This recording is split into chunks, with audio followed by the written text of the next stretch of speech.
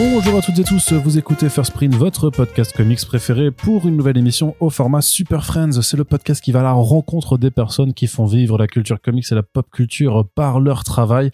Je crois bien que c'est la conclusion de notre grand tour des éditeurs de comics en France, session 2023-2024. Ça fait depuis début décembre qu'on a arpenté toute la France, que ce soit en direct ou à distance, pour causer comics.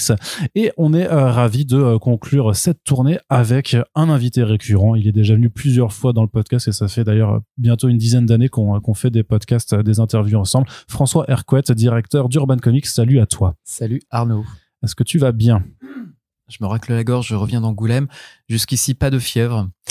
Donc oui, je vais bien, contrairement à l'équipe qui est un petit peu down. La pauvre équipe qui est tombée à malade, mais c'est le lot d'Angoulême, ce que j'ai dit à tous les artistes que j'ai rencontrés en faisant des interviews post-Angoulême, en disant voilà, c'est mandatory, tu dois avoir la grippe d'Angoulême, sinon tu n'as pas fait le FIBD. Alors François, on va faire ce que j'ai fait avec tous les autres, c'est-à-dire qu'on va un peu dresser le bilan de l'année passée, 2023, puis on est déjà un petit peu dedans, mais on va pouvoir aussi parler de 2024. Première question pour toi forcément, puisque avec Urban, comme avec Panini, vous êtes donc deux très très grands éditeurs sur ce marché, trois avec Delcourt. Comment ça s'est passé 2023 pour toi, sachant que voilà, l'année dernière, c'était une année où il y a eu beaucoup de discussions sur l'état du marché des comics, la fin des comics, voilà, sur la fameuse, on y reviendra après, mais quel était ton ressenti, toi ?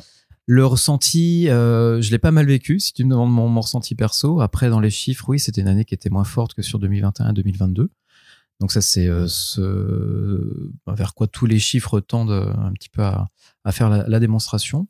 Au final, par rapport à 2019, on est légèrement supérieur. Donc je considère que ça reste quand même pas mal, malgré cette baisse depuis l'année dernière.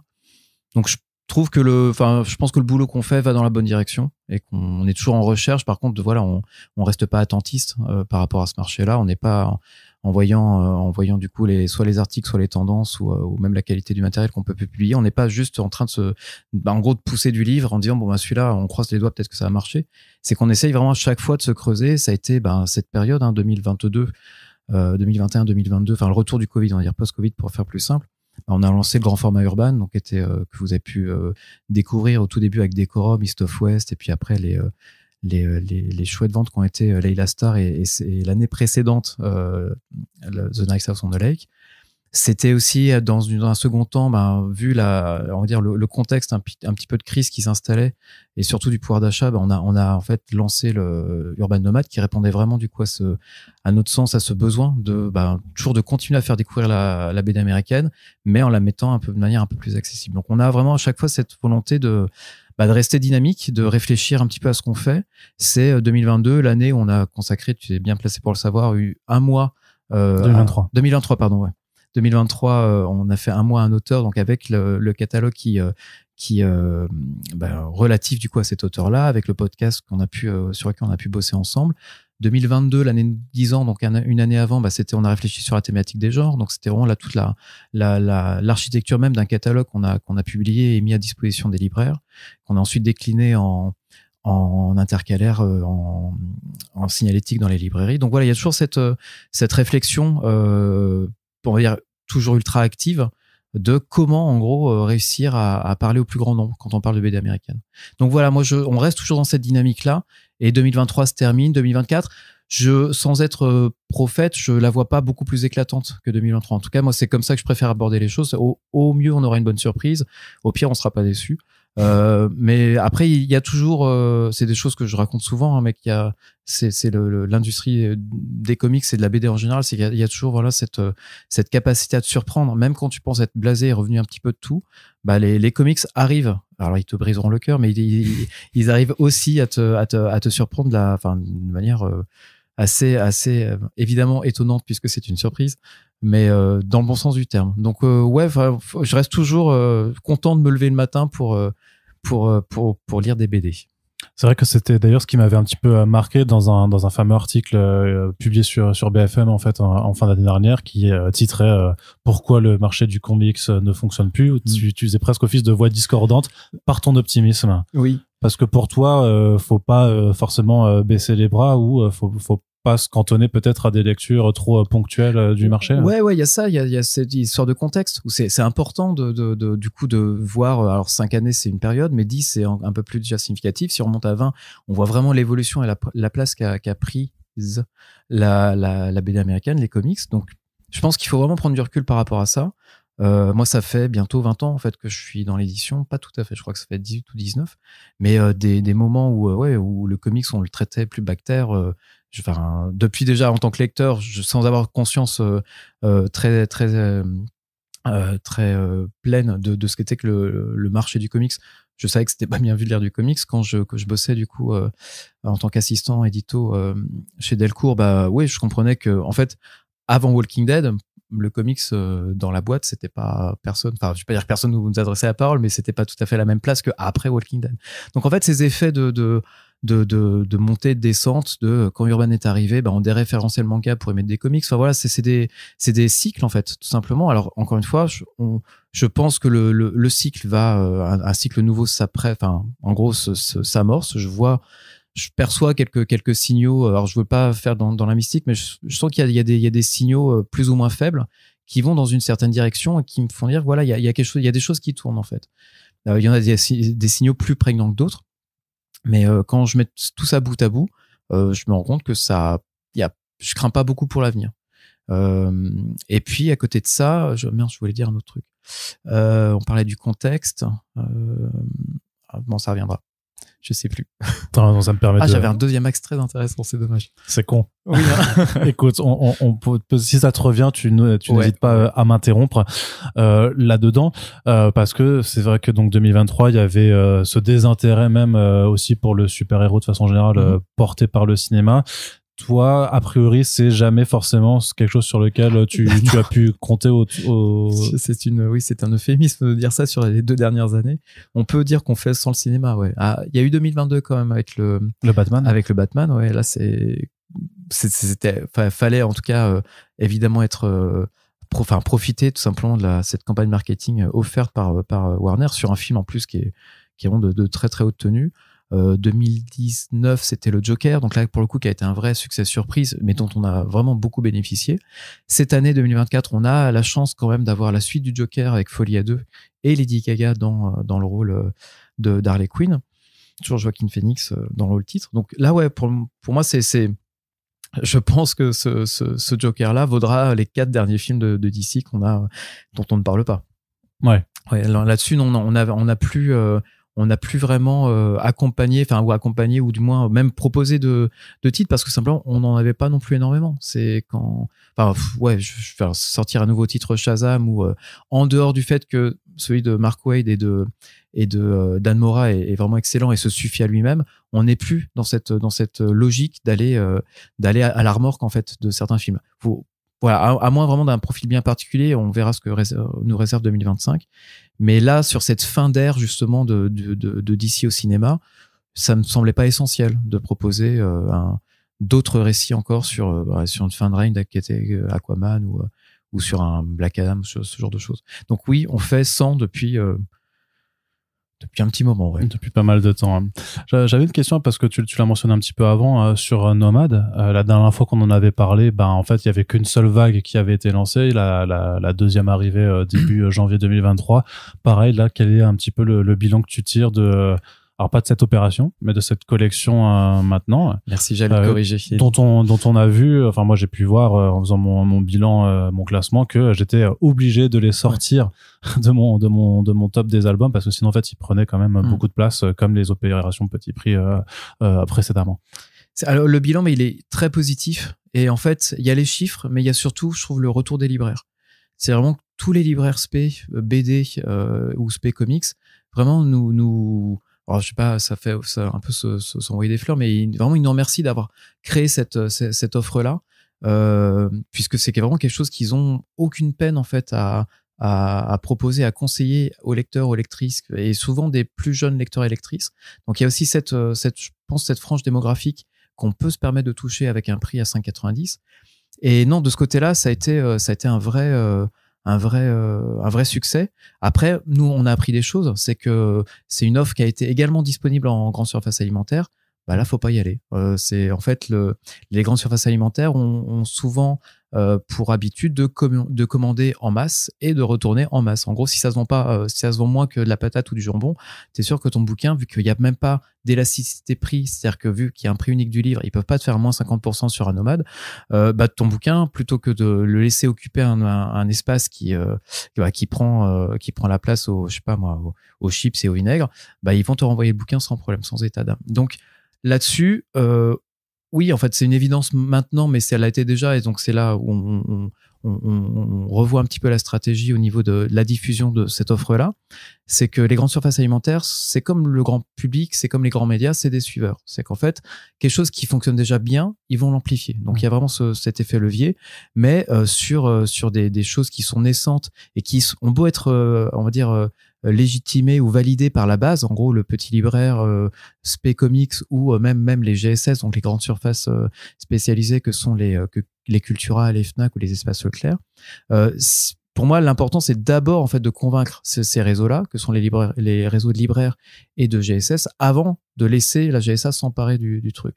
Ce qui fait que voilà, pour nous, on a eu des très très bonnes ventes dans les premiers niveaux en fait de diffusion, que sont les libraires niveau 1, niveau 2. Enfin, il y a plusieurs spécificités et en GSS. Mais surtout, le problème, ça a été, entre guillemets, les retours qu'il y a pu y avoir en direction de la GSA. Donc, mon mot d'ordre, en tout cas, donné à la diffusion, c'est les nomades, plus en GSA. C'est comme si on avait, en gros, mis Walking Dead dès la publication des tomes 1 et 2 en GSA. Ça n'a pas de sens. Ils sont arrivés quand, en gros, il y a eu 10 tomes de publiés, que ça a été un carton, qu'il y avait une série télé derrière, qui a fait que ils ont effectivement participé à amplifier le mouvement. Mais sur des opérations, des lancements de collections naissantes, non. Voilà. Après, sur le développement même de la collection, sans prendre en compte la diffusion, donc juste par rapport à notre offre d'éditeur, c'est, je pense, quelque chose, on amorce un petit peu la fin de cette rotation, en tout cas, de proposer des vagues de 10 titres par an. On en avait 3 l'année dernière, on en aura 2 cette année, donc on baisse à 20. Il y a quand même une opération de fond, là pour le coup, une vraie opération, c'est vraiment une opération prime, qui sera proposé au printemps, il me semble. Mais c'est vrai que... Dans quel sens prime? Bah, une prime, c'est-à-dire que tu as, pour 2 nomades achetés, tu as un truc en plus. Ah oui, d'accord, voilà. ok. Et un petit tourniquet pour manger tous tes nomades. Non, les hand spinners, je crois que c'est à la mode. et par contre, voilà, là pour moi c'est ça, c'est qu'on arrive maintenant dans une maturité un petit peu de la collection, où on n'a pas non plus pour vocation de mettre tout notre catalogue en nomade. Après, on pourra tout à fait imaginer mettre du nomade pour une opération, pour un temps, pour mettre en avant, en fait, je sais pas moi, une sortie spéciale ou pour un titre, quoi. Ouais, voilà, tout à fait, d'avoir ce côté plus événementiel. Alors, le titre, lui, intégrera la collection urbaine, donc il sera toujours réimprimé. On reste quand même sur cet ADN qui est nomade. On va pas le changer. Mais par contre, je pense que la fréquence des titres sur les années à venir on va baisser en fréquence.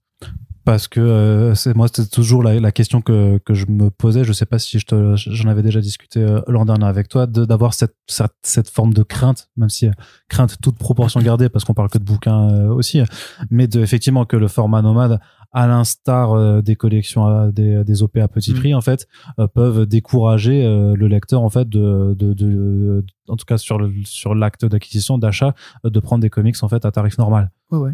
C'est moi c'est un truc qui et d'attendre. Ouais, bien sûr. Tu vas te dire, cette nouveauté-là, je vais attendre dans 5 ans que ça arrive en nomade. Non, alors oui, on peut attendre 5, 6, 7 ans. Après, ça dépend de l'urgence de lire ce comics que l'on éprouve. Attends, je suis en train de restructurer ma pensée. Oui. Et ta question, la crainte de cannibalisation. Ouais. C'est un truc que j'ai observé, enfin que j'ai étudié sur le premier Noël, donc le Noël 2022, puis 2023. Et au final, on vend à peu près le même nombre de Transmétropolitan ou de Fable, où ça touche pas Watchmen. Enfin voilà, elle est pas avérée. En tout cas, si après il y a une attrition, on va dire normale des chiffres au fil des années, mais il n'y a pas d'effet d'accélération. Donc là-dessus, non, moi je trouve que s'il y a une cannibalisation, elle est vraiment très très contenue. Et par rapport à du coup à ce fait de peut-être de remplacement même dans les simplement dans le budget aussi d'un lecteur ou d'une lectrice. Moi, pour avoir passé beaucoup de temps à vendre nos bouquins sur le stand d'Angoulême, je reviens aussi avec cette expérience de quelqu'un qui hésite entre voilà 2 bouquins à 35 €, donc un Transmet ou un Preacher. Je dis écoutez, vous pouvez prendre le Preacher plein tarif et le Transmet, vous pouvez l'avoir à 7,50 à côté et ça passe. Du coup, moi, je préfère à la limite vendre un livre, vendre un nomade que rien vendre du tout, quoi. Donc pour moi, si ça permet aux gens de goûter, d'avoir la première dose à un tarif moins cher, j'ai tout intérêt en fait à les envoyer sur cette offre-là. Donc non, pour moi, on est ici dans une ouverture du public. On n'est pas du tout dans cette espèce de vendre à tout prix nos bouquins à 28, 35 ou 40 balles. Donc non, moi de ce côté-là, le bilan il est positif. Ok. En termes de toujours sur cette partie un petit peu bilan de 2023, je sais pas pourquoi je me m'avais bégayé, qu'il y avait aussi cette question que j'ai pu aussi aborder avec d'autres éditeurs sur la fameuse augmentation des prix du bouquin. C'est quelque chose qui s'est beaucoup fait en 2022. En 2023, on a aussi en fait vous avez créé des nouvelles gammes de prix en fait, c'est-à-dire que vous changiez pas les codes prix, mais vous en avez créé de nouveaux. C'est notamment les Chronicles qui ont été les plus touchés, je crois d'ailleurs. Peut-être des formats urbains aussi qui vont être touchés cette année pour les très grosses paginations. C'est quelque chose qui était irrémédiable en fait. Oui, c'est qu'en fait il y a un rattrapage. Alors pour rappel, c'est vrai que c'est notamment je crois que c'est un UB45 qui doit être maintenant sur du 39 € pour les Chronicles. Ouais. C'est pas rétroactif. Donc c'est en gros ce qui devrait être normalement, parce que à chaque fois nos prix sont liés à la pagination, donc c'est comme ça que les prix évoluent, et que si vous avez eu un premier tome, je crois, peut-être de Superman ou d'un JSA à 35, là où sa pagination indique un 39, vous l'aurez toujours à 35. Là-dessus on fait pas de rétroactivation. Ouais, de hausse rétroactive. Mais ouais, après, tout simplement, on s'est rendu compte que fallait à un moment équilibrer un petit peu les finances. C'est vrai que passer les 500 et quelques pages, en fait, il y a eu entre guillemets, ce cadeau fait avant, où on absorbait la plupart du coût de fab. Sans le répercuter forcément sur le prix de vente. Maintenant, c'est quelque chose qui doit simplement se rééquilibrer au niveau des bilans financiers, quoi. Il y a pas de magie de ce côté-là.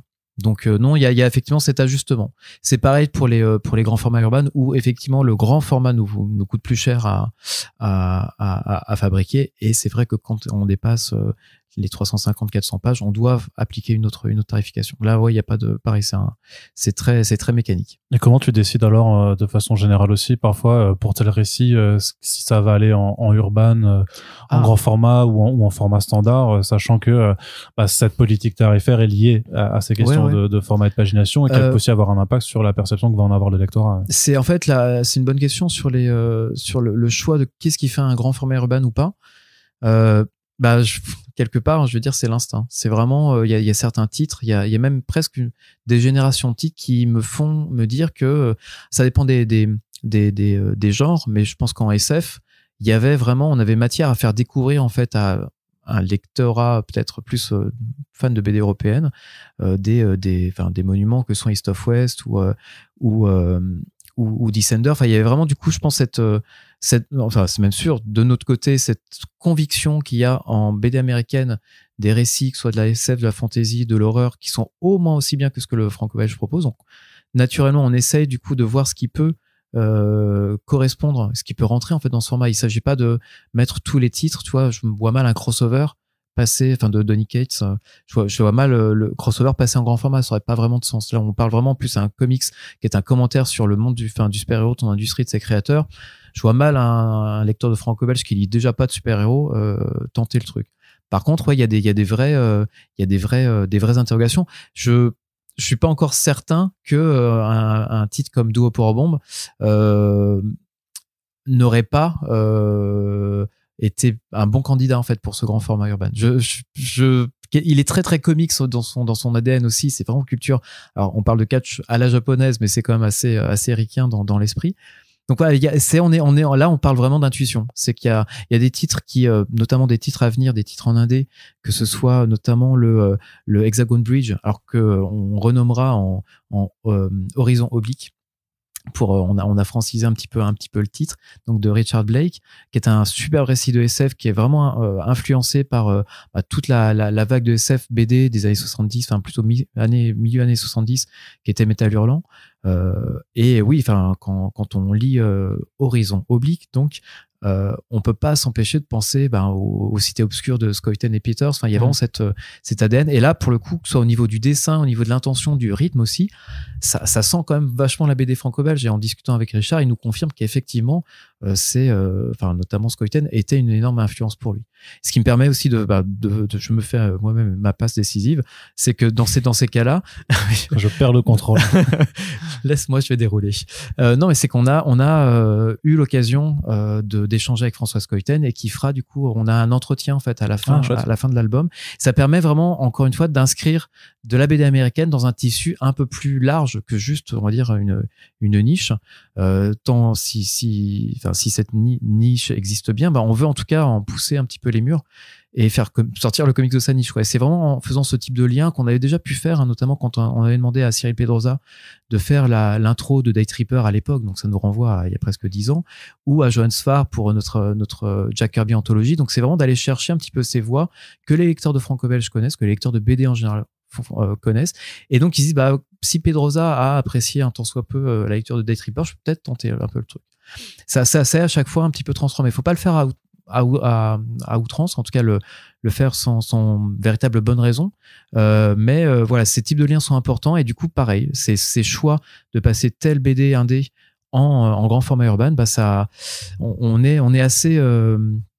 on est assez attentif en fait. Je pense notamment à un autre titre qui s'appelle Itomi de H.S. Tack et alors j'ai oublié le nom de la dessinatrice italienne, tu vas peut-être pouvoir me renseigner en 2 secondes grâce à ton ami l'ordinateur, mais là on est également sur un récit de revanche. Isabella Mazzanti. Merci.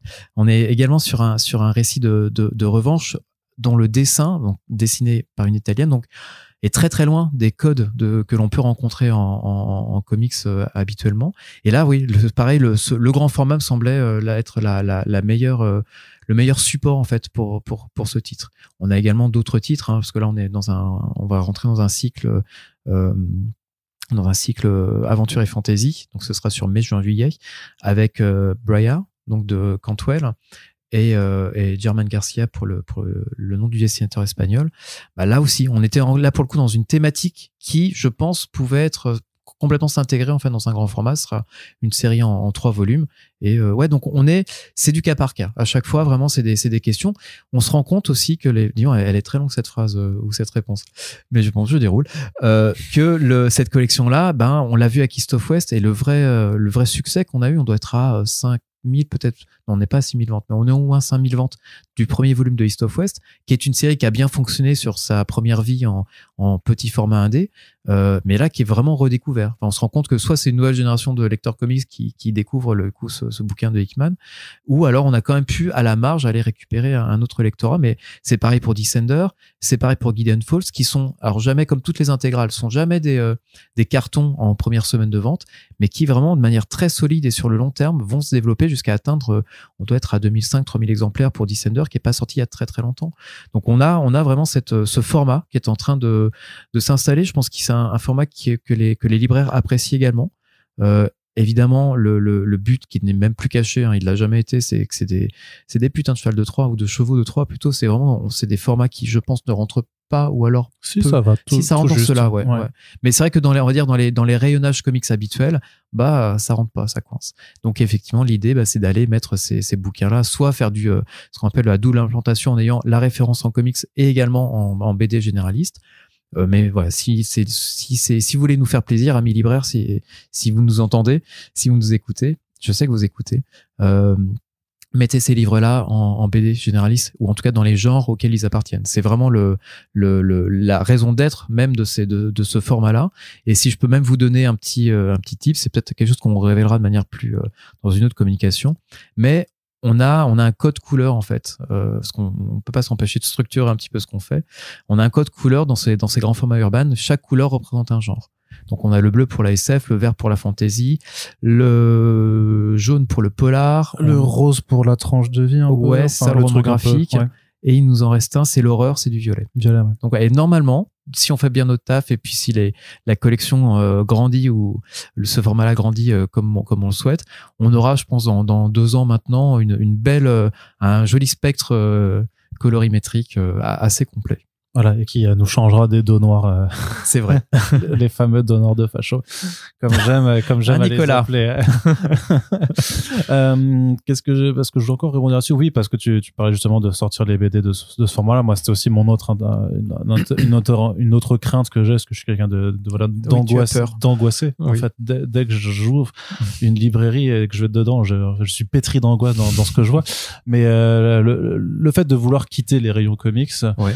Ou de proposer justement soit des formats poche avec les Urban Nomades et puis du grand format avec Urban tout court. Est-ce que c'est pas à terme est-ce que tu penses pas que ça peut être néfaste? Un aveu d'échec. Non, pas un aveu d'échec. Non, mais être néfaste en fait pour le format standard. C'est-à-dire habituer les gens à avoir soit des petits formats poche pas chers ou des grands formats un peu plus chers, et de dire que du coup le format standard comics, les gens pourraient ne plus s'y retrouver. C'est même des réflexions tu vois, on a des séries indies qui sont complètes en 3 tomes.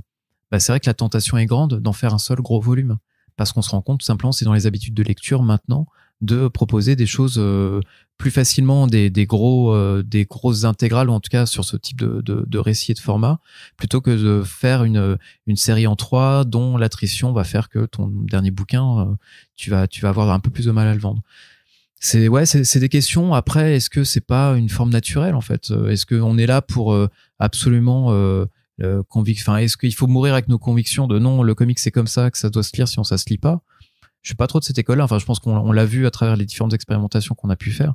Non, moi je veux que nos bouquins soient lus, et si je regarde un petit peu ce qui se fait, et j'écoute aussi les libraires, j'écoute les lecteurs. Enfin, tout ça fait partie aussi d'une synthèse un petit peu du zeitgeist, enfin d'essayer de choper un petit peu l'esprit du temps, et à toute proportion gardée. Je vais pas faire du Nietzsche, mais je pense qu'il faut juste être un petit peu à l'écoute.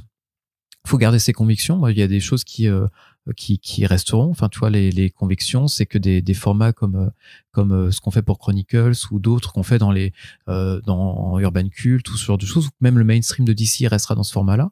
Ouais. Maintenant, l'indé, c'est des vraies questions. Et je trouve que notamment ce que proposait la manière dont Nicolas Beaujean, donc de 404, à qui je faisais coucou tout à l'heure parce qu'il nous avait traité de fascistes, pour toute la petite histoire, je trouve que ce qu'il a apporté justement sur la table, quand on regarde un petit peu la manière dont le paysage éditorial du comics français a évolué, je trouve que c'est ultra intéressant. Du coup, je pense qu'il a pendant 2 ans proposé des choses, testé aussi pas mal. Je pense que les derniers jours de Lovecraft, ou le dernier jour de Lovecraft, va vraiment le mettre sur la carte. Et encore une fois, je pense que c'est des choses que lui dit et commente très très bien, donc je vais pas le faire à sa place. Mais je pense qu'il y a je trouve qu'il y a une manière d'aborder le comics comme une œuvre.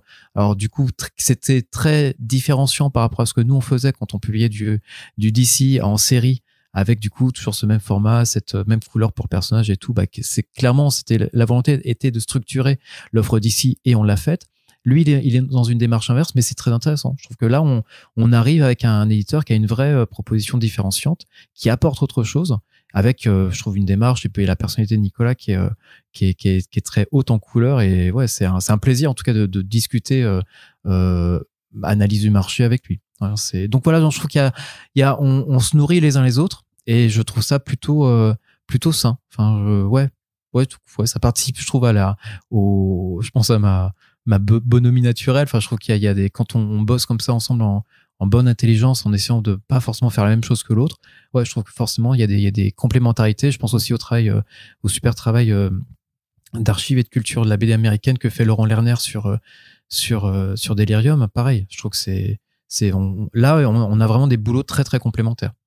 Ouais, qui permettent de t'inspirer, ou en tout cas de regarder un petit peu ce qui se fait et de voir, mais de la même façon que par exemple que les Chronicles t'avaient été inspiré par les intégrales de Glénat sur Don Rosa. Et des pics de Marvel à l'époque. Et même des Chronicles antérieures que DC avait tenté de lancer en commençant par l'année 1938. Donc oui, ça a voilà. Mais on apprend, en fait, c'est ce qui est intéressant, c'est que on apprend de ses propres expériences. C'est que, je crois que j'en ai déjà parlé dans une newsletter sur Substack, mais que Chronicles, le format Chronicles est né, en fait, de l'expérimentation qu'avaient été les DC, Confidential, ouais. Donc, on a vu que, oui, non, c'était intéressant sur le fond, mais sur le format, c'était pas ça. Donc, il y avait moyen de pousser un petit peu cette formule-là. Donc, et ouais, c'est des choses comme ça qui, tu vois, comme, on va dire, quelque part, DC Archive, donc tous ces bouquins qui étaient publiés entre la création de Superman et 1985, eh bien, les contenus sont maintenant plus à retrouver dans Urban Cult. Donc, vraiment, ces œuvres qui vont apporter à chacun de ces titres, ce sont des œuvres qui ont vraiment enrichi le vocabulaire du comics. Donc, pour moi, on se nourrit de ses propres expériences, mais aussi du coup de la manière dont le marché vit et évolue à travers l'apparition de nouveaux éditeurs. Et c'est pas forcément de toute façon un truc sur lequel tu communiques à chaque fois sur ces transitions en fait d'une collection à une autre, par exemple. Ouais. Même si on le comprend maintenant à rebours, effectivement que je l'avais expliqué. Enfin, quand j'avais expliqué tout le processus qu'on avait eu avec Yann sur les DC Chronicles, il y avait eu quand même ce post-mortem en fait fait par rapport à DC Confidential et la manière dont ça naît. Et c'est, tu vois, je pense encore à là ce que je vois le dos du Marshall Law. En fait, Urban Cult est né de ça. Ça a été une discussion, je me rappelle, avec Thierry, qui était assistant édito à l'époque, qui est passé éditeur depuis. Et en fait, on avait, là pour le coup, c'était rare, hein, les fois où DC nous a obligés à faire un bouquin, mais on devait publier Marshall Law. La DC a dit, on a Pat Mills qui tape à la porte. Faites quelque chose, faites-le. Donc, mais nous, on était vraiment gênés aux entournures. On dit, mais comment est-ce qu'on le fait rentrer dans notre catalogue? On va faire ça en DC de luxe, ça n'a pas vraiment de sens. Donc en gros, de cette contrainte, on a décidé d'en faire vraiment quelque chose de créatif en réfléchissant des bouquins autrement, parce qu'on savait que Marshall Law, dans notre charte habituelle, ça allait pas forcément le faire. Soit ça allait pas avoir sa place, soit ça allait passer inaperçu. Bref, ça allait rien faire du tout. Et c'est là où, en fait, avec Thierry, on s'est dit, bon, on a un truc à faire. Si on regarde autour de nous et même dans le catalogue de DC, il y a pas mal de bouquins qu'on pourrait, en fait, intégrer comme des œuvres cultes, vraiment avec cette logique de BD un peu fondatrice du genre de la BD américaine. Et donc voilà, Marshall Law était la première pierre, et derrière, ça nous a permis de faire les Swamp Thing d'Alan Moore, de faire Animal Man, qui a été l'un des premiers bouquins à briser le 4e mur, de faire également Camelot 3000. Enfin, voilà, ça nous a permis vraiment encore une fois, d'enrichir notre catalogue en adaptant vraiment le bouquin, la forme du bouquin à son contenu. Et justement, ces Chronicles, je me rappelle que dans le podcast de l'an dernier, on avait eu, je crois, que c'était l'annonce du JSA que tu nous avais lâché. Quel bilan aussi tu tires là-dedans, parce que il y avait deux problématiques. D'une part, dans le fameux classement que j'ai pu faire, en fait, je les voyais pas, donc c'est-à-dire qu'ils étaient pas ultra hauts, alors qu'on est toujours sur ces problématiques de marché aussi. On dit, en fait, les lecteurs veulent plus pour plus de contenu pour moins, pour des prix moins chers, et que ce format-là, justement, par rapport à certaines demandes, est plutôt idéal. Techniquement, en tout cas, t'as quand même des volumes qui sont assez importants pour un prix relativement et surtout un apport éditorial. Là, non, c'est vraiment vraiment la grosse plus-value de Chronicles. C'est ce sur quoi on s'éclate le plus, c'est vraiment ça. Le bilan, il est bon parce que on doit atteindre les 3000 ou peut-être même 3005 pour le premier Batman, ce qui est pas très très haut. Mais on parle vraiment là pour le coup d'une œuvre qui est quand même ultra spécialisée, quoi. Vous aimez Batman, certes, mais voilà, c'est le Batman d'une certaine époque. On va les dater et on va vous ressortir le courrier des lecteurs de l'époque. Ce qui est, moi, c'est ma cam. Enfin, c'est vraiment, je suis le client de notre collection, comme Yann Grafflet, comme. C'est toi qui as acheté les 3000 exemplaires. Exactement. J'en ai encore dans mon sac si tu veux. Mais c'est vrai que c'est là où on s'est rendu compte que Batman et Superman fonctionnaient très bien. C'est que même c'était la grosse question, du Superman de Byrne. Est-ce qu'il y a une malédiction? Est-ce que, du coup, fait le premier bouquin va forcément faire tanker les ventes de Superman Chronicles? Non, ce que je pense qu'on a bien fait les choses en proposant l'exact contenu du premier bouquin qu'on a, du premier DC, je ne connais plus le nom de la collection, DC, la bibliothèque idéale de DC Comics, les DC, je ne sais plus. Classique? Non, c'était pas classique, c'était un grand format. Et donc on a vraiment, voilà. C'est DC Deluxe, non? C'est pas Deluxe, non plus. Notre essentiel, DC essentiel. Ah. Ouais, c'est ça, la bibliothèque idéale. Mais voilà, tu vois, on a, je pense, bien communiqué en disant voilà, si vous avez déjà acheté le premier, achetez juste le deuxième et vous serez pas perdu. On va reprendre exactement la même le contenu qui suit. Vous aurez juste pas les super articles, pas tous. Donc et une collection dépareillée. Ah bah ça après, chacun a des raisons de ne pas dormir le soir. Mais non, enfin, voilà, sans que ce soit l'éclate, on va dire, on n'est pas sur du 10 000 ventes, mais on le savait. Pour nous, cette collection-là fait partie de notre devoir d'éditeur. Si on est éditeur de DC, on publie à la fois la nouveauté Batman et le Black Label qui tabasse, mais derrière, bah, pour nous, c'est important simplement que quand même pour leur dire un lecteur sur 100 qui va se dire, ah tiens, vous me parlez de Batman année 1 ou de l'arrivée de Miller sur la série, qu'est-ce que ça donne? Vraiment dans la manière dont j'aimerais bien revivre cette époque-là. Les Chronicles, c'est vraiment ça. Vous aurez les courriers des lecteurs qui vous diront que les lecteurs de l'époque, Frank Miller, il pouvait bien les se faire habiller parce que les lecteurs étaient ultra hardcore en disant mais c'est une honte. Je comprends pas que Bob Kane, qui était encore vivant à l'époque, ait toléré qu'on insulte aussi crassement son personnage. Enfin, c'est assez intéressant de se rendre compte que les lecteurs hardcore ne changent jamais vraiment. Qu'il y a toujours cette culture un petit peu qui est assez, on va dire, à fleur de peau pour rester sympa. Mais ouais, et donc les Batman, Superman fonctionnent plutôt bien. Les DC et Flash, c'est un peu plus tranquille. Donc on sera sur des rythmes de publication qui seront adaptés, on va dire, à la demande, tout simplement. Parce qu'effectivement, c'est toujours ça aussi, ce que j'avais vu même dans le fameux classement que je cite encore, c'est que Batman fonctionne, quoi. Vraiment, ouais. lui, il y a pas de souci. Alors, c'est bien, hein, il y a le Wonder Woman Historia aussi qui s'est placé assez haut. Même Poison Ivy aussi, qui émerge aussi comme un des nouveaux personnages un petit peu, pas porte-étendard non plus, parce que ce serait peut-être trop, mais une icône moderne comme un peu Harley Quinn l'était il y a 10 ans, quoi. C'est ça, ouais. On a un peu une bonne surprise et avec Poison Ivy et avec Nightwing également. Oui, aussi, ouais. Qui apparaît en fait dans ces personnages qu'on n'imagine pas des personnages de premier rang. Mais là, il y a quelque chose qui se passe. Ouais, je pense que les couvertures fonctionnent bien, l'équipe artistique et créative fonctionne également très bien. Elle est très inscrite dans son temps. Ouais, on arrive là avec une offre qui, je l'espère, en plus diversifie un petit peu le public, avec du coup que ce soit par la charge éco-terroriste du perso ou par le simple fait que ce soit une femme, qu'elle soit pas ultra sexualisée, parce qu'on prend bien soin aussi de choisir les couvertures, parce qu'il y a vraiment des trucs un peu abusés. Tu veux pas les petites couvertures de Hardgerm là? Parfois je trouve qu'ils se bonifient dans le sens où pas forcément où la plupart l'entendent, mais j'ai été surpris de plus de subtilité parfois. Ouais. Bon, c'est effectivement pas notre premier choix, quoi. Ouais, non, c'est daté, quoi, en fait. Ça a 30 ans de retard. Mais voilà, ça montre, je pense qu'un dessin animé, enfin, tu parlais tout à l'heure du personnage d'Harley Quinn, mais je pense qu'un dessin animé, enfin, la série animée du Harley Quinn Animated a, je pense, pas mal joué pour un petit peu la popularité du personnage de Poison Ivy, ouais. Donc, ouais, on est plutôt agréablement surpris de pouvoir avoir des personnages de seconde zone qui émergent comme ça de différents classements, ouais. Et en termes justement de succès, les Black Label, j'imagine que ça marche plutôt bien, que les gens sont réceptifs à ce format d'histoire détachée de la continuité, que c'est pas des séries, donc ça t'engage pas sur plusieurs albums. Des œuvres d'auteur, un truc plus adulte, c'est en fait quelque chose que le libraire a beaucoup de facilité à vendre.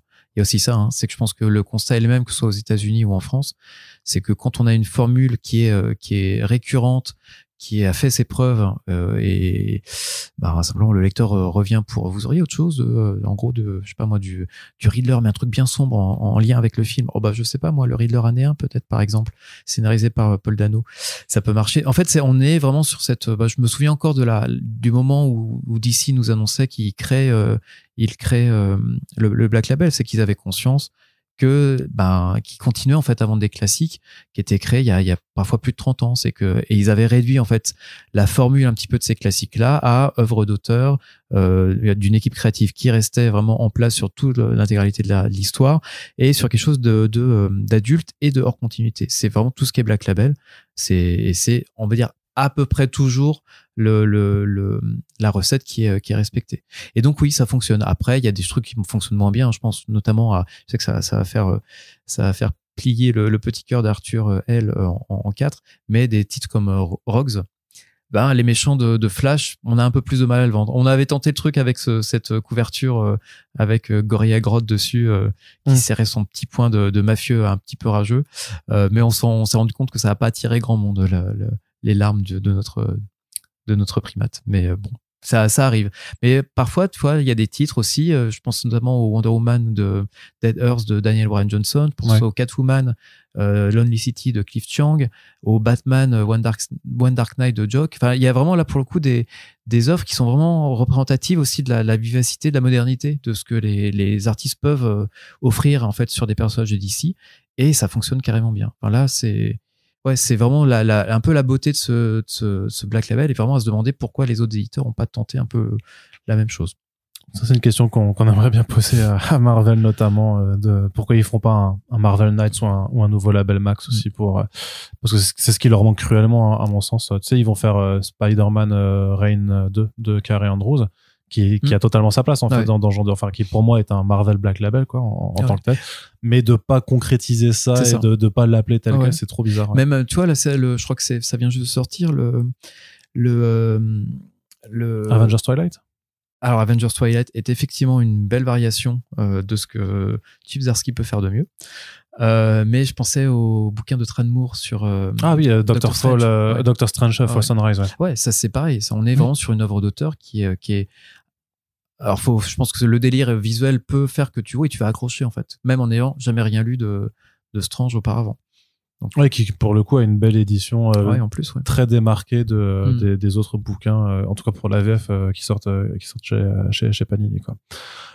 Et justement, pour revenir un peu sur ce classement, quand même, il y a le fameux Nice House on the Lake, le carton, l'énorme carton, et couronné à Angoulême, ce qui est quand même assez rare pour être noté, qu'on ait du comics mainstream, on va dire, parce que c'est chez DC, même si ça n'a pas été identique. C'est même en Black Label. C'est même en Black Label, tu vois. Transition. Donc c'est pas de l'indé en sensu stricto.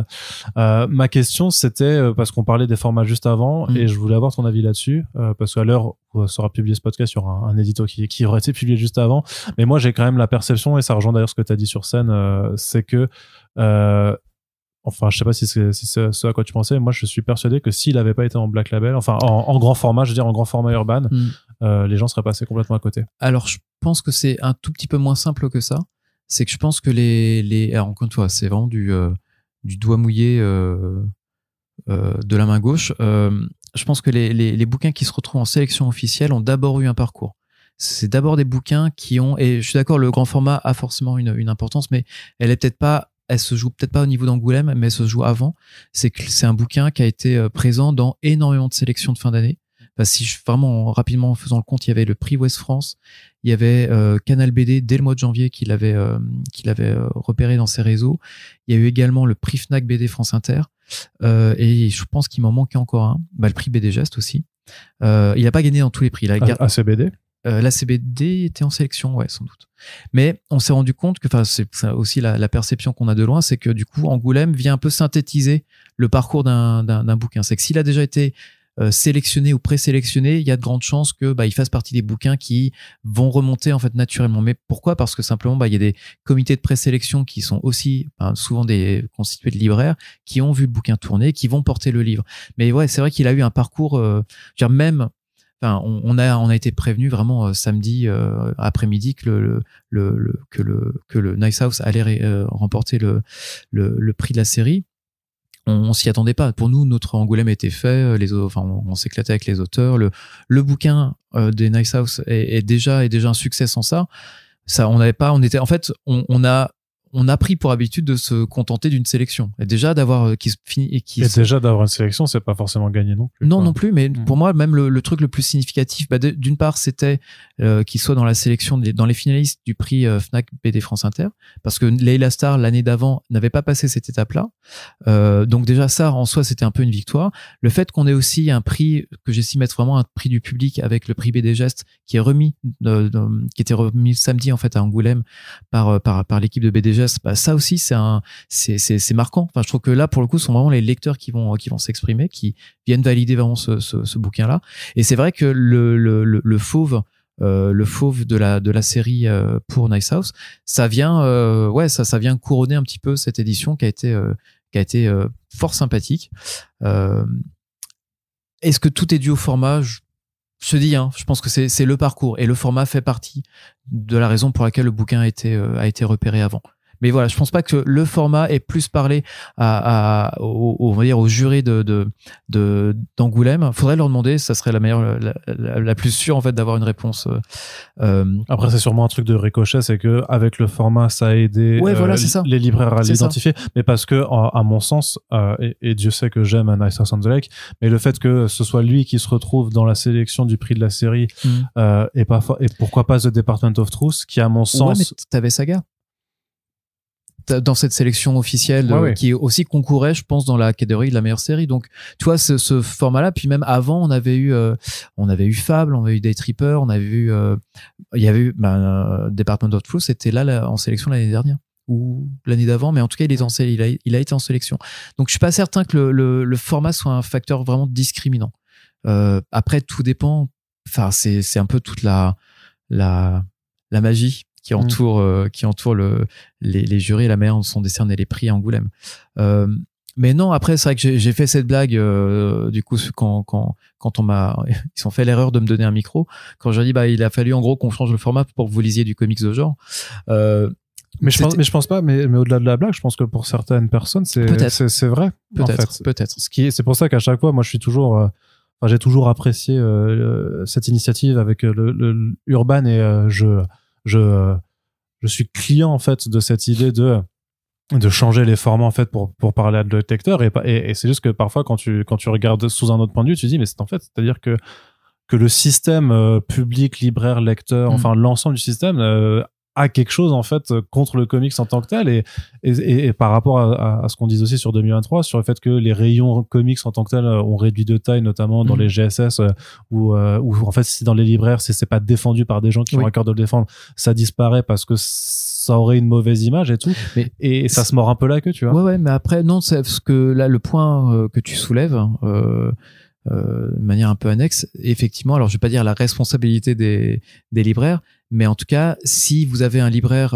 passionné et qui gère son rayon, genre chez Cultura, forcément vous aurez un rayon passionnant. Enfin, c'est là pour le coup, on est vraiment enfin, nous on a cette proposition de base, mais on va dire presque l'éditeur endgame, enfin vraiment l'éditeur final, ça reste l'éditeur ultime, c'est le libraire. Et si vous avez quelqu'un pour qui en gros le comics ça n'est que du super-héros, en gros c'est la messe est dite, il sera pas capable d'attirer d'autres lecteurs dans ce rayon.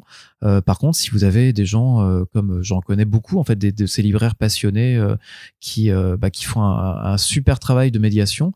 J'ai envie de citer des noms, mais je vais en citer 3-4 et j'ai tellement désolé pour les autres. Donc vous êtes tous beaux et belles.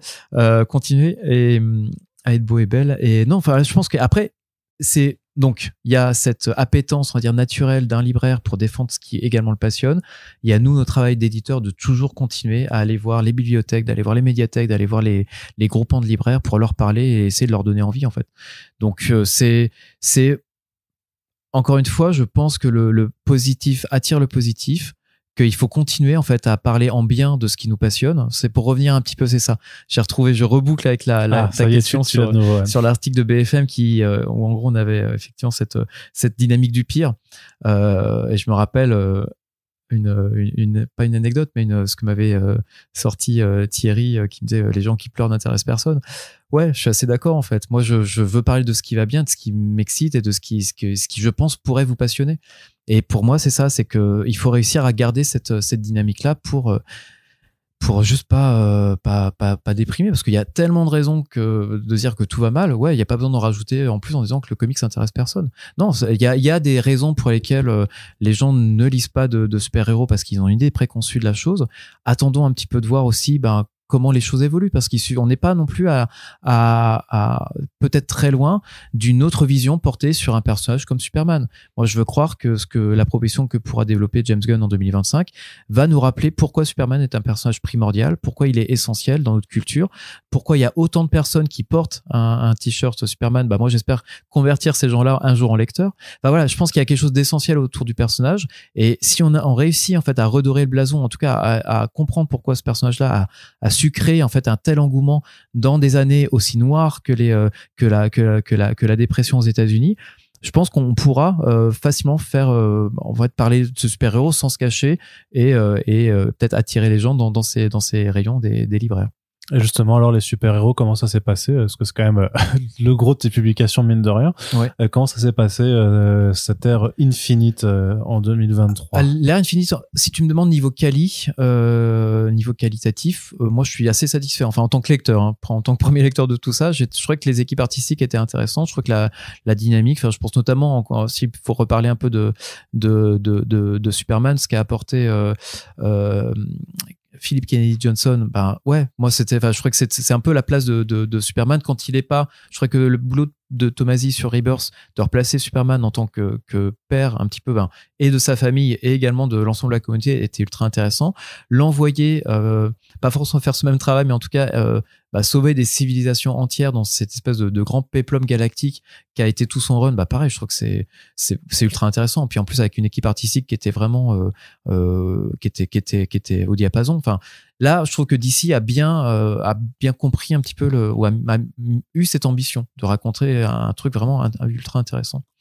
Je trouve que ce que fait Williamson maintenant, du coup, on est dans cette deuxième phase avec les Dawn of, on est un peu dans la deuxième phase de la deuxième saison de l'ère Infinite. C'est pas une nouvelle ère. Pour moi, on reste vraiment, il n'y a pas ce récit. Enfin, tu vois, Dark Crisis en Infinite Earth n'a pas rebattu les cartes de manière à ce que ça nous fasse nous dire il faut qu'on crée une prochaine ère. Donc après Infinite, on reste quand même dans cette optique-là, parce que l'évolution des persos est continue avec ce qu'on a pu lire au tout début de 2022, donc de l'ère Infinite, première saison. Donc on conserve ça. Les ventes, non, je regrette toujours cette époque bénie où on avait du Justice League et du Batman qui défonçaient tout. C'est pas du tout le cas. C'est depuis Rebirth, Justice League n'existe plus. Enfin, il y a eu le passage de Brian Hitch, mais on sera d'accord pour. Brian Bendis. Non, Bendis, c'était après. Ah non, d'accord. On n'a pas publié. Non, s'il faut remuer des couteaux. Oui, c'est pour ça. Non, c'est pour ça, je crois que tu disais qu'il y a eu ce passage de Brian Bendis qu'on n'a pas publié du coup. Oui, tellement... mais avant ça, il y avait Brian Hitch. Oui, et surtout, on arrivait à un moment où la licence a été un peu abîmée par le film. Enfin, voilà, il y a une conjonction là, pour le coup, de signaux qui étaient pas si faibles que ça, qui ont vraiment qui nous ont pas aidé, en fait, à intéresser les gens à cette équipe de super-héros. Là, je considère que le Batman actuel, il est pas ouf. Je trouve que la proposition de Ramvé est vachement plus intéressante que, malheureusement, ce que peut faire Chip Zdarsky, qui, j'y croyais au début, après plus je lis, plus je me dis il doit être contraint de bien des manières à devoir intégrer certaines intrigues à son run.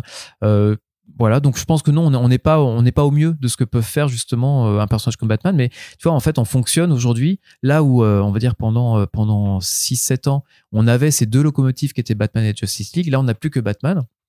Il nous manque une Justice League, quoi. Je sais pas quels sorts vont être réservés aux Titans, mais déjà les Titans ne portent pas le nom de Justice League, donc je pense que ça crée déjà une petite un petit gap de popularité. Quelle que soit la qualité de la série, je trouve que Tom Taylor fait un super boulot. Nicolas Scott sur les premiers épisodes, pareil, elle fonctionne vraiment bien.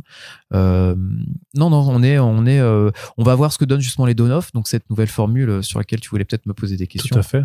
Tout à fait. Cette formule qui démarre à l'heure où on enregistre ce podcast. Je crois que les premiers tomes sont sortis maintenant. Oui, puisque le mois de janvier. Le GSA et le Dawn of Superman. Et le Dawn of Superman. Et c'était l'interrogation d'une part du choix en fait de vouloir compiler plusieurs séries et d'autre part la tarification qui vient avec, puisque ça fait des tomes plus gros, mais aussi avec un prix qui est pas un prix d'appel. Ah non, c'est pas un prix d'appel, non, mais parce que le contenu n'est pas non plus un contenu d'appel. C'est qu'on est on est vraiment dans la continuité de ce qui a pu être publié depuis 2022. Là, on est vraiment dans cette optique de proposer en fait plus de diversité à des lecteurs qui nous suivent depuis déjà un moment. Donc j'avais plus cette idée de complétude ou de complétion plutôt, d'avoir des choses qui soient où on en est pour son argent, parce que je voudrais pas nous embarquer sur le prix rapport prix-page sur évitons. mais je trouve qu'on a des propositions qui sont fortes, et c'est surtout ça nous permet de publier des bouquins du moins des contenus qui n'auraient eu vraiment, je pense, zéro chance en fait en album simple. C'est que je pense que des Poison Ivy ou des Nightwing, il y en a pas 15 000. Je pense pas qu'un Birds of Prey ou un Green Arrow seul aurait forcément fait se bouger les foules. Le Dawn of JSA, je pense qu'il y avait plus de potentiel, mais là on avait Dawn of JSA. Tu commences par les mini-séries Stargirl, je suis pas. Non, mais Stargirl The Lost Children, voilà. je suis pas certain effectivement que si tu sors Oui. pardon Stargirl The Children en album simple, ouais. je pense que Non, je pense que ça intéresse personne. Enfin, faut le dire, mais c'est comme là, on avait en plus une vraie reprise en main de Geoff Johns jusqu'à une certaine date de tous les personnages de la JSA sur lesquels il a commencé. On sortait les JSA Chronicles au même moment. Enfin, je trouve qu'il y avait il y a une logique en fait à proposer ce contenu qui se veut, on va dire, à la fois sélectif mais le plus complet possible. Donc on fait bien gaffe en fait à ce qu'on sélectionne. Je sais qu'au moment des premières annonces, il y avait effectivement un Tales of Titans qui traînait, qui depuis on a lu l'intégralité, on s'est rendu compte que ça avait zéro lien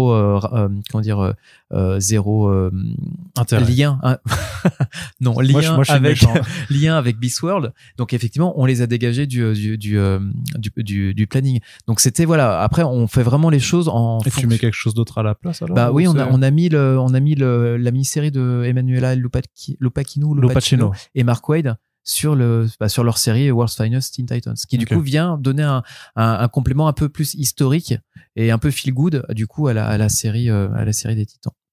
Donc voilà, on essaie et puis le tome 2 de Dawn of Titans aura l'intégralité de Beast World. Ouais. Voilà. Et donc ensuite on passe à autre chose. Ou la première moitié, vous le faites sur non, parce que là aussi on a sélectionné pas mal les tie-in. Vous les faites pas tous? Pas tous. Non. Au début, c'était l'idée parce que voilà, on attend. C'est comme ça quand vous avez annoncé sur le contenu, ça faisait vraiment la première moitié, donc on supposait que ce serait dans le tome 3. Voilà, en attendant de lire, mais non. Au final, tout peut tenir en un seul quand on sélectionne un peu bien alors, ça va forcément générer beaucoup de commentaires et de mécontentement et pourquoi celui-là et pourquoi pas celui-là. On pourra en discuter après coup. Mais on a aussi des informations souvent de DC qui nous permettent aussi de dire là il y aura un développement spécifique sur ce perso plus tard dans la série qui justifie qu'on mette ce tie-in là ou pas.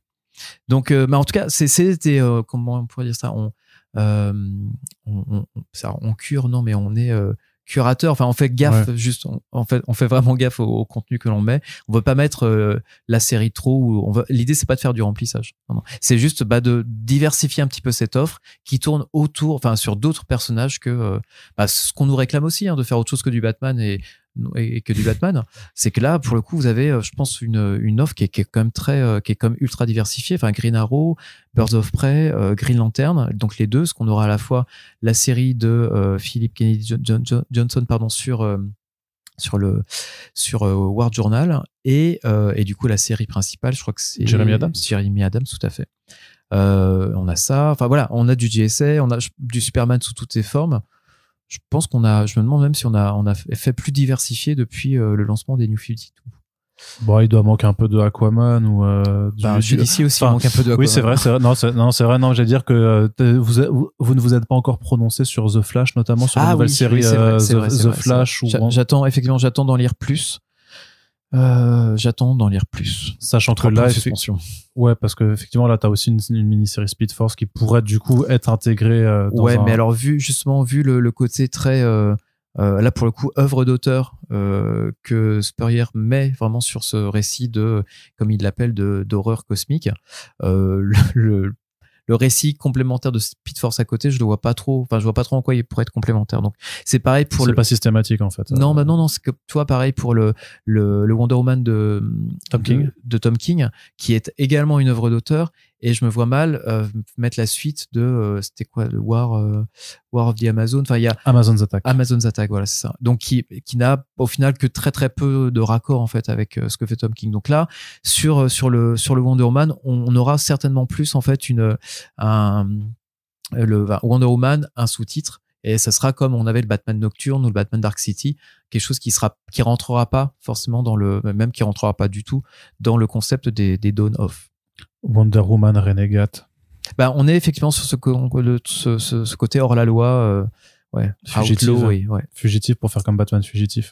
Petit renvoi et tout. N'hésite pas à m'embaucher dans votre département. Pas de problème. On prend toutes les bonnes idées. Qu'est-ce que je voulais dire aussi? Sur cette politique tarifaire du fait que tu considères pas que c'est en fait des points d'entrée ces bouquins. Je peux vous laisser seul juge en fait, vous les lecteurs et les libraires, mais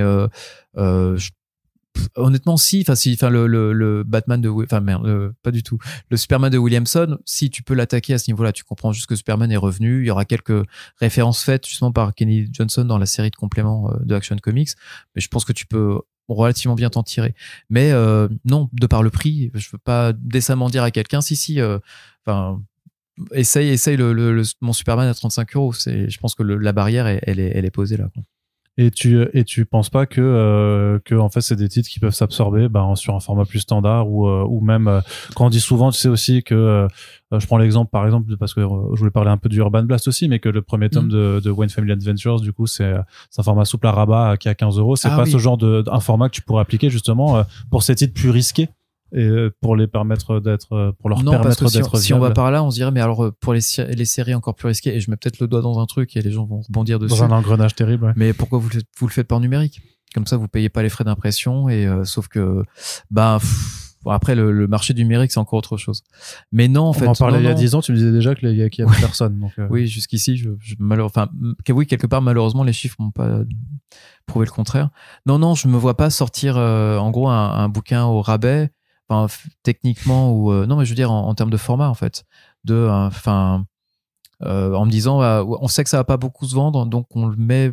Et encore une fois, tu parles de parler en souple, de passer en souple, mais le souple ça va faire 1 ou 2 euros de différence. C'est pas, en fait, c'est là où faut arrêter le fantasme de c'est du cartonné donc c'est cher. Non, vous auriez effectivement ce rabais de 1 ou 2 euros, mais c'est pas ça en fait qui coûte cher. C'est la pagination, c'est la colle, c'est l'énergie pour le produire. Enfin, c'est des choses qui ont déjà été suffisamment dites à ton micro. C'est que l'intégralité de l'industrie, à un moment, effectivement, il y a une espèce de racket fait sur on va dire une raréfaction de la matière première qui était le papier. Ensuite, du coup, ça s'est répercuté sur la colle, sur la reliure, sur le carton, et maintenant c'est l'énergie parce que ça coûte, en gros tout coûte cher et que ça devient l'électricité pour faire tourner les machines des imprimeurs, c'est ça, mais le pétrole pour les transports des bouquins. Ouais. J'imagine que tout ça, oui, c'est forcément intégré dans vos. Oui, évidemment.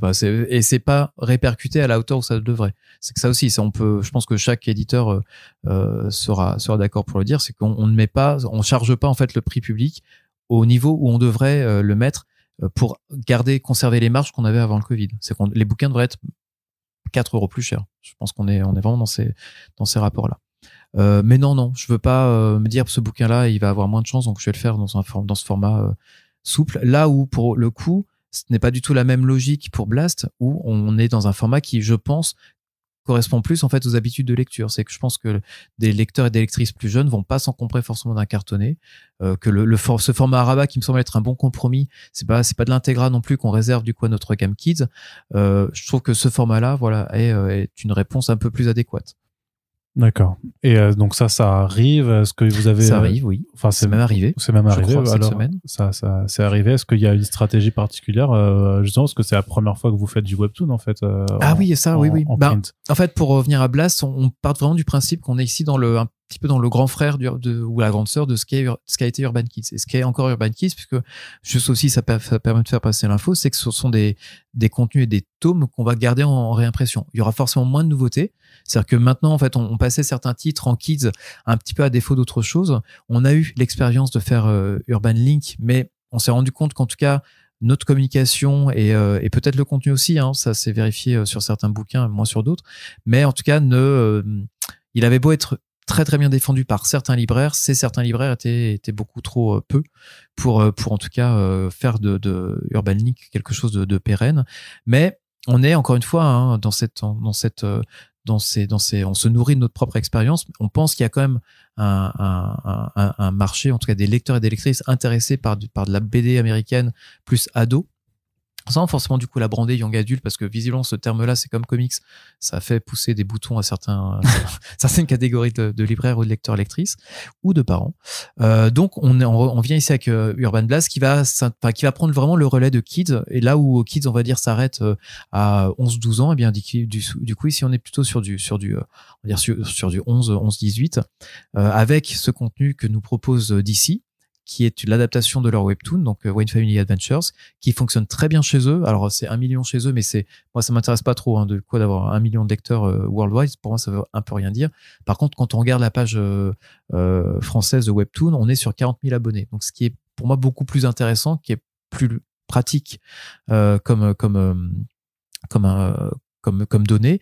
On va voir. Je m'attends pas à ce qu'il y ait une transformation de ouf là-dessus, mais on veut en tout cas tenter le coup. Ce serait en fait à mon sens une erreur de pas essayer, et surtout parce que le contenu, il y a aussi ça, c'est que pour l'avoir lu, c'est que ça fait du bien de lire du Batman. Alors fun, je crois que c'est qualifié de feel good, et c'est vraiment ça. C'est que en plus on est dans un monde où Alfred est toujours vivant. Ça peut être qu'une bonne série Batman. Ce qui change.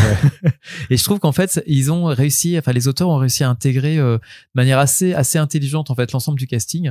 Et que même Duke, du coup, ne fait plus tâche. En gros, est complètement intégré dans cette dynamique familiale.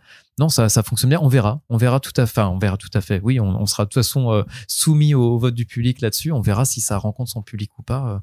En tout cas, on est content de l'objet, on est content de la manière, dont on voyait la diffusion s'emparer un petit peu de ce bouquin-là. Ouais, ça fait sens, en tout cas. Maintenant, est-ce que c'est le bon bouquin au bon moment? Ça, il y a que le marché pour nous le dire. Oui, et puis t'as jamais de certitude. Tu peux jamais avoir de certitude. Que des intuitions. Ouais, c'est ça. Mais pareil, comme l'intuition en fait de placer Phénoména. Ouais. Dans ce format-là, ce oui. qui moi te frustre. Alors je m'en fous, au pire j'ai la VO quoi, donc ça c'est pas bien grave, mais ce que je veux dire c'est que dans ce choix de le mettre dans ce format là, j'aurais peut-être moi des réminiscences de Something is Killing the Children en Urban Link pour finalement revenir en cartonné, alors que moi effectivement Phénoména par rapport au travail d'André Lima Aronjo, pour moi t'étais 4x3. Moi je le vendais en Urban direct, tu vois. Ouais, mais le propos, je sais pas si tu l'as encore lu, si tu l'as. Ouais, j'ai lu. Ouais. On est quand même sur quelque chose d'assez ado, c'est la construction du héros. Enfin, il y a vraiment ouais, écoute, tu me montres ce format-là, on doit être pas loin. Enfin là, du coup, Arnaud me tend. Je lui ai tendu la VO. On est peut-être sur un format de luxe et encore pas sûr. Hein. Mais en fait, nos Urban Blast, c'est un format de comics normal. Hein. Ouais. C'est aussi du coup l'intérêt. Non, c'est plus par rapport au fait que ce soit pas agrandi par rapport au travail ah oui, tu voudrais qu'on vraiment fasse un grand format. Ouais. Écoute, ça n'est pas prévu pour l'instant. Tu vois, même comme dédicacé et tout. Comme le dit Mondays, tu vois, je veux vraiment super grand comme ça. Je te dis vraiment par rapport au ton qui est quand même du coup, je vais pas dire que c'est une première lecture, mais c'est comme ultra ado.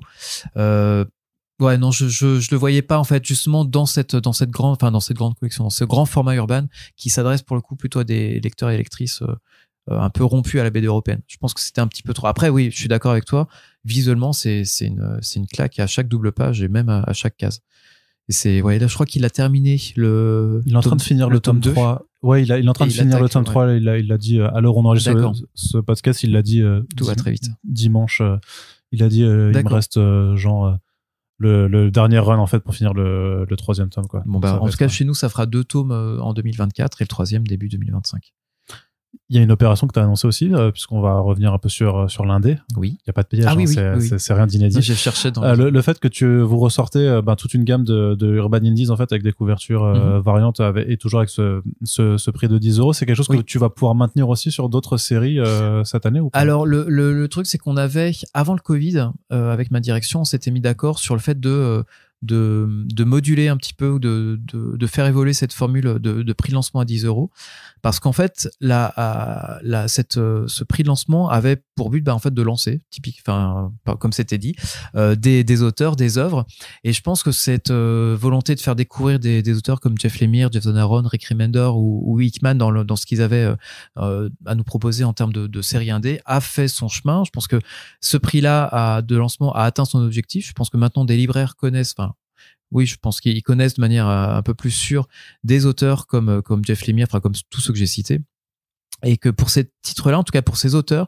on va dire pour les titres de ces auteurs, ça n'est plus forcément très légitime ou très pertinent de mettre un Jason Aaron ou un Jeff Lemire ou un Remender à 10 €. On va dire que ce travail de découverte qui avait permis le prix de lancement, à mon sens, a été fait. Et donc maintenant, les prix à 10 € se concentreront sur des auteurs qui sont moins connus. Je pense notamment au Kaya de Wes Craig.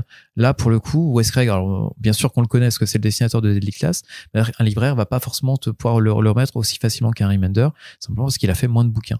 Et donc là, pour le coup, le prix de lancement se justifie. Ça va être pareil pour, qu'est-ce que je pourrais te dire, Barbaric, qu'on va publier de Michael Morrissey. Le cri de surprise. De Michael Morrissey et Nathan Gooden. Ouais, c'est ça. Hein. Ouais, chez Volt. Ouais, chez Volt. Donc, on publiera du coup pour notre cycle mai-juin-juillet pour le cycle fantasy. Donc, une espèce de pastiche assez gras, mais qui fonctionne vraiment très bien de Conan, de Sword and Sorcery. Et donc voilà, on sera vraiment sur cette promotion toujours un petit peu des jeunes auteurs, ou en tout cas des auteurs qui n'ont pas encore cette assise qui leur permettent de vendre sur leur nom. D'accord, et donc c'est pour ça que par exemple un Once Upon a Time de Jason Aaron est à tarif normal, c'est ça, exactement, mais pas sur les nouveaux. Mais tu parlais tout à l'heure de l'opération à 10 euros. Aussi des opérations. Ouais. On vient aussi compenser un petit peu cette disparition pour certains titres ou certaines séries d'auteurs connus. Voilà, c'est l'occasion pour les 10 ans d'Urban. Alors c'est 10 ans plus un an parce que techniquement c'est dans la 10e année. Je crois que c'est la formule. C'était 2000. Ouais, ça fait 10 ans total d'existence. La première décade. Voilà. Et non, ça en fait, ça nous permettait aussi de jouer un petit peu avec les couvertures, de se faire plaisir, ce qu'on trouve avec le boulot de Álvaro Martínez Bueno, donc le dessinateur fameux maintenant de Nice House on the Lake sur la couverture de Department of Truth. Enfin, il y avait des choses à faire à ce niveau-là. Puis voilà. Et donc alors le petit message de service, les stickers s'enlèvent. C'est bien un sticker. C'est pas imprimé sur la couverture. Si vous l'enlevez, ça serait une jolie illustration nue. Mais si vous voulez garder le sticker, vous pouvez. Enfin, normalement, il devrait pas. C'est juste pour savoir ce que tu achètes en fait en librairie. Exactement. Mais après ça s'enlève. Mais justement sur les choix de tes séries, autant il y en a qui sont un peu évidents, comme le fait de remettre Saga en avant, Something is Killing aussi, des choses beaucoup plus récentes par contre, tu vois, comme New Burn qui avait d'ailleurs en plus déjà eu le prix de lancement l'année dernière. Par contre, on a deux là, Black Monday Murders d'un côté et Southern Bastards de l'autre. Hein, ces deux, tu te demandes un peu pourquoi alors que c'est vrai que du côté de la VO elles sont en stand-by depuis très longtemps. On sait de sources sûres que le script, en gros, que Hickman a terminé l'écriture de Black Monday Murders. Donc en gros, on va dire, c'est pas une déclaration officielle, hein. Elle est pas taguée les auteurs en disant il y a le mec d'Urban qui a raconté ça. Non, j'en sais rien, je l'espère juste, et c'est Jarcel, le boss des droits étrangers de Image, je pense à peu près toutes les 4 semaines avec cette question de, en gros, quand est-ce que dans les sollicitations vont tomber les prochains numéros de Black Monday Murders. Ça, c'est incessamment sous peu. Ça, je pense que voilà, Tom Coker est la seule personne à pouvoir nous répondre. Donc, en gros, la série va bien être conclue. Ça, c'est une quasi-certitude. Et pareil pour Southern Bastard.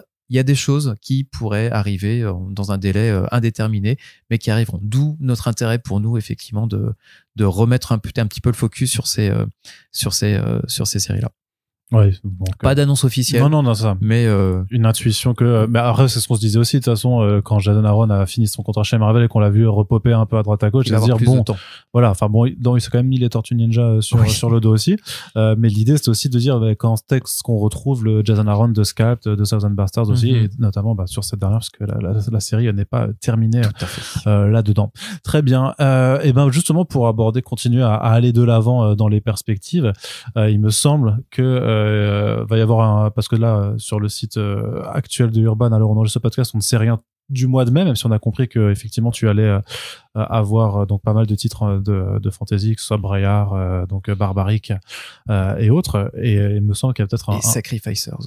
Et Sacrificers, trop bien, ouais, effectivement de Rick Remender et Max Humara. Ouais, ça c'est super bien aussi, effectivement.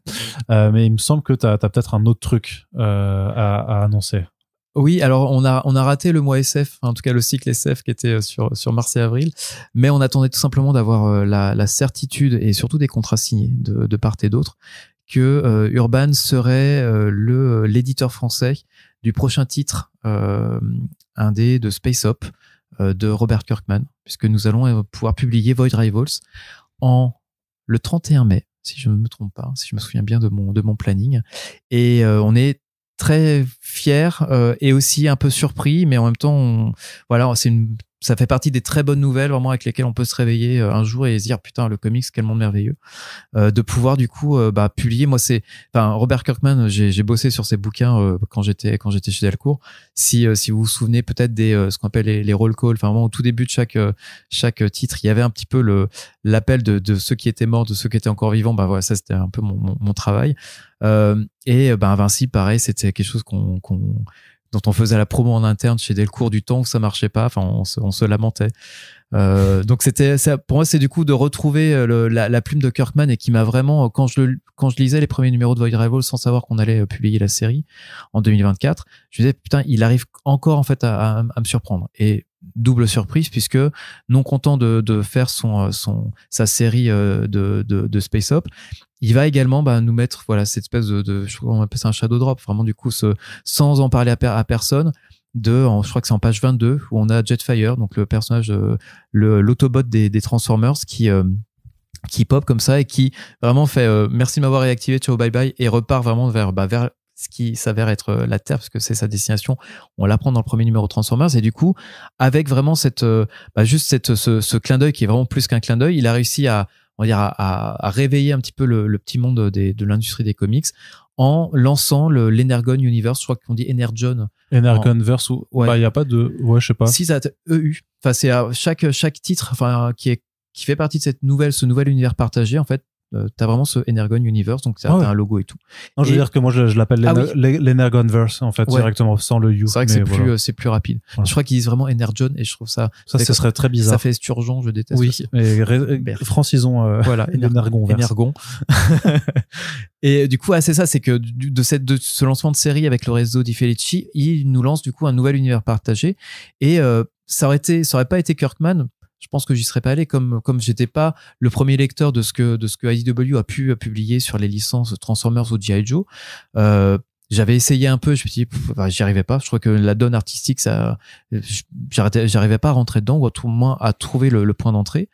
Mais le fait que Kirkman le fasse avec, on va dire la vision qu'il peut avoir sur ce type de projet, l'attachement aussi, enfin l'affect qu'on sait maintenant pour ses jouets quand il était tout gamin, mais de la même manière dont Daniel Bryan Johnson, qui est dessinateur et scénariste de la série Transformers, peut être en gros, passionné par ce qu'il a animé lui quand il était gamin. Je trouve qu'on a ici vraiment une espèce d'élan, à la fois d'optimisme mais aussi de créativité. Enfin, je trouve que c'est une proposition qui est moi qui m'a vraiment ultra séduit, et pourtant vraiment on va dire c'est même indépendamment des licences dont il s'agit, pour lesquelles je partage aussi on va dire l'affect d'un gamin des années 80. C'est que moi, je sais que pour ma petite histoire, c'est que les Transformers, j'en avais pas 15 000. J'étais un peu plus musclore parce que c'était moins cher. Donc, Robert, si tu m'entends. Mais c'était, j'en avais un. Et encore que je m'étais fait piquer, ça coûtait 80 balles. Enfin, ça coûtait francs à l'époque. Hein. Allonge-toi sur le canapé. Oui, c'est ça. Je vais tout vous dire. Il y a une thérapie et à faire, là, je prends ma revanche, tu vois. Et je trouve ça super. C'est marrant parce que du coup, on travaille dessus avec l'équipe. Donc, je bosse avec des gars et des filles qui ont entre 25 et 30 ans, pour qui, en gros, les Transformers, ils n'ont pas connu ça en direct. Donc, je leur ai bien mis en devoir de voir à la maison les deux dessins animés de 86, que ce soit G.I. Joe ou Transformers, qui sont vraiment les versions sur lesquelles en tout cas, repart Daniel Bryan Johnson. Et on est vraiment dans cette première mouture un petit peu de ces personnages-là. Et on sera beaucoup moins sur une ambiance à la Michael Bay. Pour ceux qui distinguent un petit peu les deux périodes, que sont la J1 et la suite, on va vraiment être complètement première génération. Et voilà, moi je trouve ça très fun, et surtout je vois la manière dont les personnages de G.I. Joe sont maintenant réintroduits à travers des récits complets de Joshua Williamson. Tout à fait, ouais. Que tu as dit déjà d'ailleurs chez DC. Hein. Voilà, donc on se retrouve comme Daniel Bryan Johnson, ouais. Et non, c'est vrai que Robert Kirkman et Lorenzo sont vraiment des nouveaux auteurs, en tout cas pour nous. Et c'est vrai que nous on a vraiment un peu cette pression aussi de faire de ces séries un succès. On a plein d'idées. C'est un matériau qui est ultra, qui créativement nous fait nous poser plein de questions. La meilleure manière de le faire. Alors après, les créatifs, les créateurs du moins, nous facilitent vraiment la chose, parce que ce sont vraiment des récits dans lesquels vous n'avez pas besoin d'avoir lu quoi que ce soit d'autre. Oui, non. À la limite que Optimus Prime, il est rouge et bleu, et c'est vraiment même ça, c'est même pas le fait de découvrir presque après coup que quand Jetfire va venir réactiver un petit peu tous les Transformers, que ce soit Autobots gentils ou Decepticons méchants dans la base. En fait, à un moment où ça tire à tout va, et on ne sait pas exactement qui meurt, qui sont les gentils, qui sont les méchants. C'est assez rafraîchissant aussi. Donc, ouais, faites confiance du coup à ces équipes artistiques là. Moi, en tout cas, j'ai été complètement embarqué, et on est tellement ravis de pouvoir proposer ça. On aura donc le premier tome de Void Rivals qui arrive le 31 mai. 2 semaines après, je crois que c'est le 14 juin, on a le premier tome de Transformers. Je ne pense pas qu'on sera en mesure de publier les tomes 2 avant la fin d'année, mais on aura entre-temps Duke, qui est pareil, qui va naître d'un trauma dans le Transformers numéro 2, où il va y avoir un copain pilote se faire exploser par un Decepticon. Spoil pas, peut-être. Non, c'est vrai, t'as raison. Alors, on pourra peut-être éditer bip, bip, bip.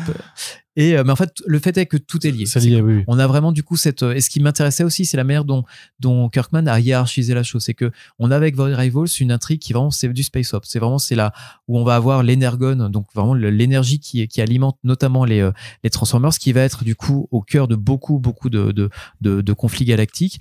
Donc là, on a un scope qui est assez énorme.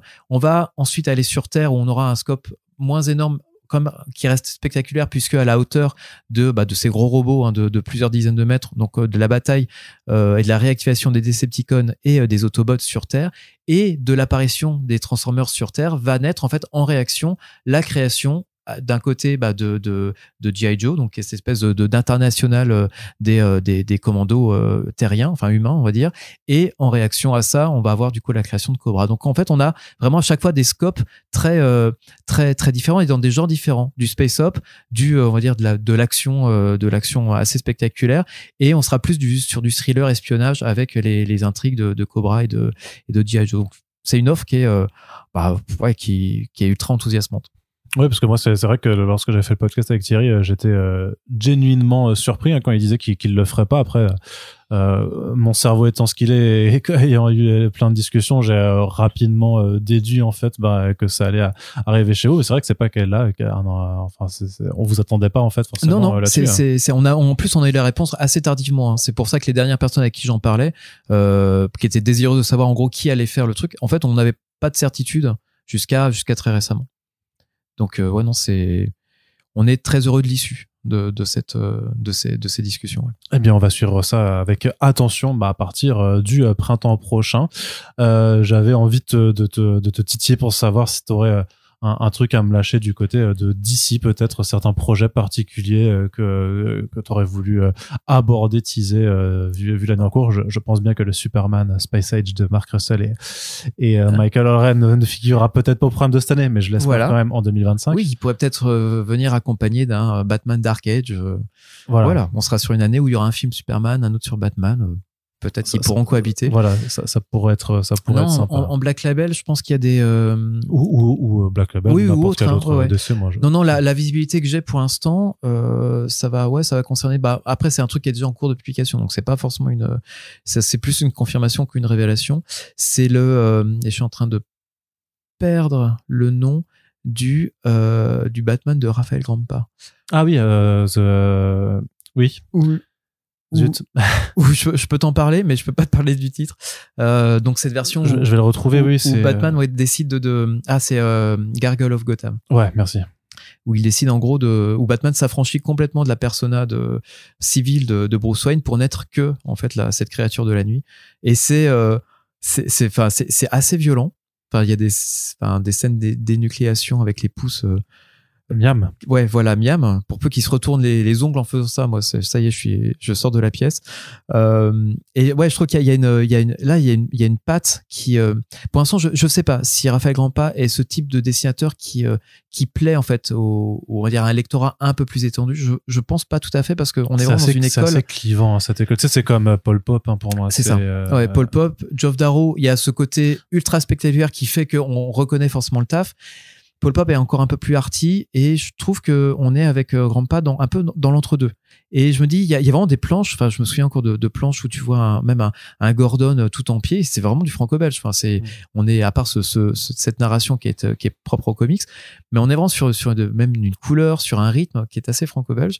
En plus, avec il mouille le maillot en voulant également créer des nouveaux vilains. Je vois que la manière dont il fait sa promo, enfin, je sais pas si tu as pu voir sur Instagram ou même relayé par DC, il fait pour chaque sortie de numéro vraiment un petit événement avec un mini court-métrage, enfin vraiment mini court-métrage, je veux dire de 30 secondes, 1 minute, mais avec des modèles 3D, il se met en scène dans l'acte de la création. Enfin, tu sens que c'est un projet qui lui tient vraiment énormément à cœur.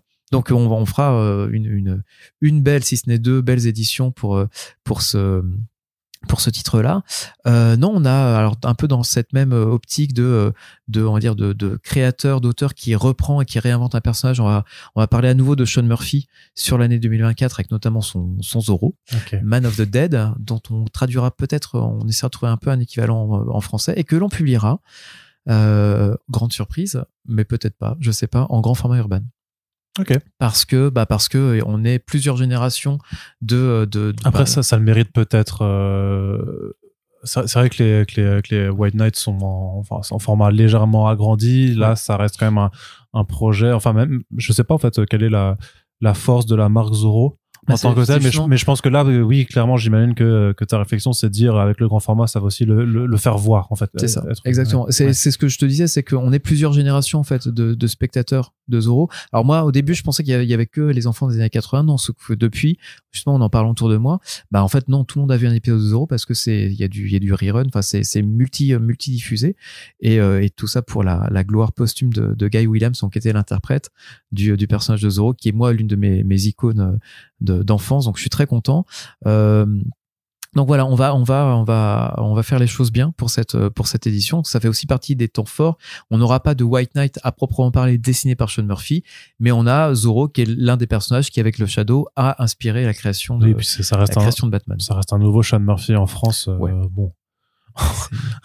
J'ai retrouvé en quelle position était le Beyond the White Knight cette année, mais ça va quoi. C'est quand même un auteur, je pense, sur lequel vous avez là pour le coup vous avez quand même réussi le taf à le faire plus apprécier peut-être même des Français que des Ricains, tout en proportionnel, tu vois. En tout cas, en discutant avec l'auteur, c'est que je pense que oui, on a réussi à garder le fait qu'un bouquin de Sean, c'est un événement. C'est que du coup, et qu'il est regardé comme tel. C'est là où aux États-Unis, je sens un peu moins effectivement cette vibe là. Donc on verra effectivement en 2024 si Zorro a réussi à battre Batman. Ah, ça serait intéressant de voir. Un bon match. Et dernier, là, c'est moi, par contre, qui prend l'initiative. City of Madness, j'imagine qu'il est quand même dans ton... il est tout à fait. Okay, et parce que je pense qu'on a une très belle couverture. Il y a aussi des très beaux dessins à l'intérieur. Oui, aussi.